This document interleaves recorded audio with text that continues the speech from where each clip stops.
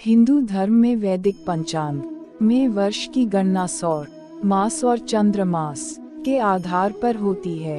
एक वर्ष चंद्रमास की गणना के अनुसार 354 दिनों का होता है और यदि हम एक वर्ष की गणना सौर मास से अनुसार करें तो उसमें एक वर्ष 365 दिनों का होता है।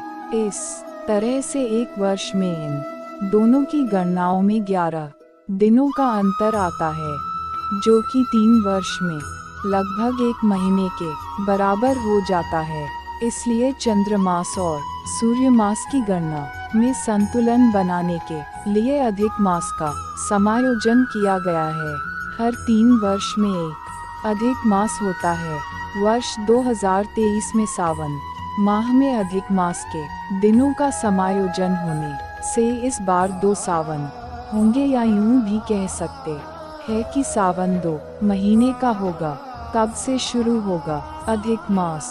इस वर्ष अधिक मास का समायोजन सावन मास में हो रहा है। पुरुषोत्तम मास का आरंभ 18 जुलाई 2023 मंगलवार से होगा और 16 अगस्त 2023 बुधवार को समाप्त होगा।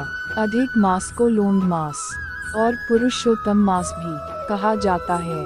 शास्त्रों के अनुसार अधिक मास में दान, पुण्य और ईश्वर की उपासना जैसे धार्मिक कार्य करने से उनका पुण्य फल कई गुना अधिक हो जाता है। जानिए क्या होता है अधिक मास, क्यों यह 3 साल में एक बार आता है और इसका क्या महत्व है। साथ ही पढ़िए कब से शुरू हो रहा है यह अधिक मास और इससे जुड़ी पौराणिक कथा।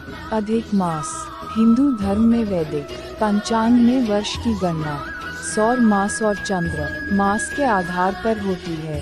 एक वर्ष चंद्रमास की गणना के अनुसार 354 दिनों का होता है और यदि हम एक वर्ष की गणना सौर मास से अनुसार करें तो उसमें एक वर्ष 365 दिनों का होता है। इस तरह से एक वर्ष में इन दोनों की गणनाओं में 11 दिनों का अंतर आता है, जो कि 3 वर्ष में लगभग एक महीने के बराबर हो जाता है। इसलिए चंद्रमास और सूर्यमास की गणना में संतुलन बनाने के लिए अधिक मास का समायोजन किया गया है। हर 3 वर्ष में एक अधिक मास होता है। वर्ष 2023 में सावन माह में अधिक मास के दिनों का समायोजन होने से इस बार 2 सावन होंगे, या यूं भी कह सकते हैं कि सावन 2 महीने का होगा। कब से शुरू होगा अधिक मास?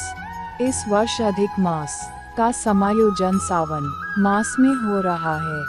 पुरुषोत्तम का आरंभ 18 जुलाई 2023 मंगलवार से होगा और 16 अगस्त 2023 बुधवार को समाप्त होगा।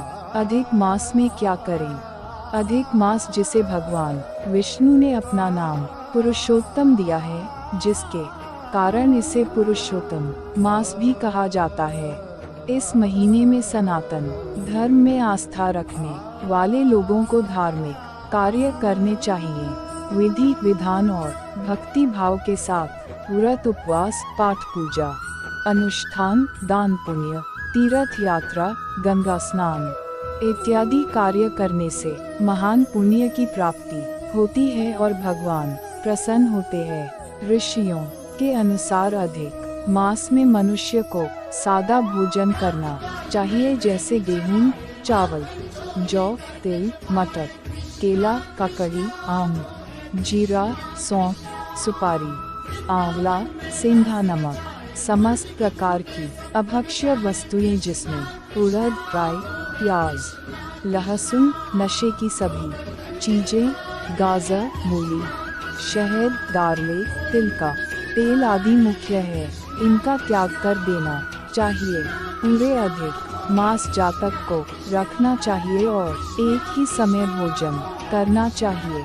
प्रतिदिन स्नान आदि नित्य कर्म से निवृत्त होकर इस मंत्र की 5 माला जपें। मंत्र गोवर्धन धर वंदे गोपालम गोपरूपिणा गोकुलोत्सव निशान गोविंद गोपिका प्रिय। इसके अतिरिक्त संपूर्ण अधिक मास भूमि पर शयन करें। अधिक मास का महत्व। अधिक मास के विषय में शास्त्रों में कहा जाता है कि हिंदू कैलेंडर के हर चंद्र मास का के लिए एक देवता निर्धारित है, परंतु अधिक मास सूर्य मास और चंद्र मास की गणना के बीच में संतुलन स्थापित करने के लिए बनाया गया है और यह 3 वर्ष में आता है, इसलिए कोई भी देवता इस माह का अधिपति बनने के लिए तैयार नहीं था। इसलिए सभी ऋषियों के द्वारा भगवान विष्णु से प्रार्थना की गई, तब उन्होंने इस अधिक मास का अधिपति होना स्वीकार किया। इसलिए इसे पुरुषोत्तम मास भी कहा जाता है। यह माह भगवान विष्णु को समर्पित है और इस माह में उनकी ही उपासना की जाती है। अधिक मास में विधि अनुसार दान पुण्य, भजन कीर्तन, हवन अनुष्ठान, व्रत उपवास आदि प्रभु भक्ति से जुड़े धार्मिक कार्य करने से साधक को सुख समृद्धि की प्राप्ति होती है। जन्म कुंडली के समस्त दोषों का निवारण होता है, साधक के समस्त पापों का नाश होता है और वो अंत में वैकुंठ धाम को प्राप्त होता है। दुख दरिद्रता का नाश होता है, रोग पीड़ा का शमन होता है, विचारों में सकारात्मकता आती है, भगवान विष्णु की कृपा प्राप्त होती है, साधक की सभी मनोकामनाएं पूर्ण होती है।